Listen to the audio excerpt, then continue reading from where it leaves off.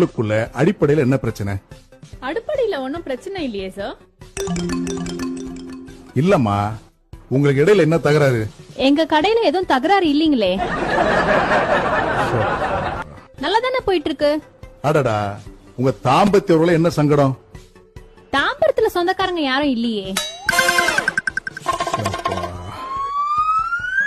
இருந்தா தானே சண்டை வரணும்.